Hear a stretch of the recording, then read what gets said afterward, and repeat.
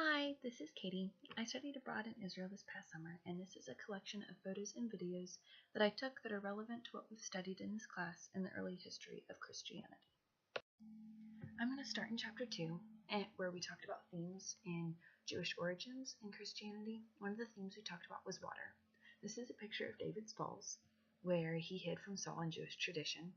In a country that looks like this, where more than half of the terrain is desert, water is a symbol of life.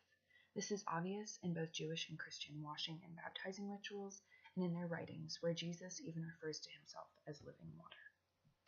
Some other themes we talked about in chapter 2 included Jewish law, icons, and worship, which Jesus and the early Christians would have kept. An example of this is what exists in Israel is the keeping of Shabbat, or the Sabbath, in which businesses and restaurants aren't open and special foods are prepared.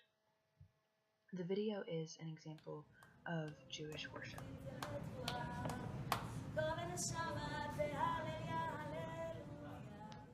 In chapter 3, we talked about the life and background of Jesus. He grew up in the region of Galilee, and I unfortunately didn't make it to the Sea of Galilee, but I did get to go both to Sepphoris and Nazareth.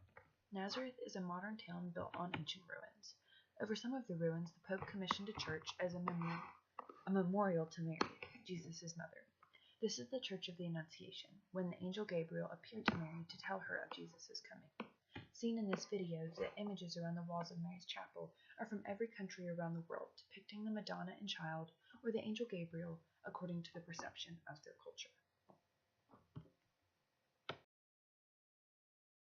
While in Israel, I also got to see many other locations from the life of Christ, including Egypt from a distance, where he was taken as a child. I passed through Caesarea, saw the old city of Joppa, which is the part of modern Tel Aviv now, was several times in Jerusalem, where Jesus spent a good deal of time and was killed, the Mount of Olives in Gethsemane from the night before his death, and Calvary, the site of the crucifixion, and where the Church of the Holy Sepulchre now stands.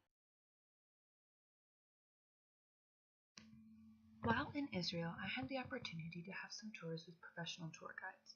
While very informative, the tour guides were always Jewish and were unafraid to rail at Christians. One of our guides, when passing the stairs to the Temple Mount that were unharmed by the destruction of Jerusalem in 70 AD, told us that Neil Armstrong, the first man on the moon, after his Christian conversion experience, came to Jerusalem.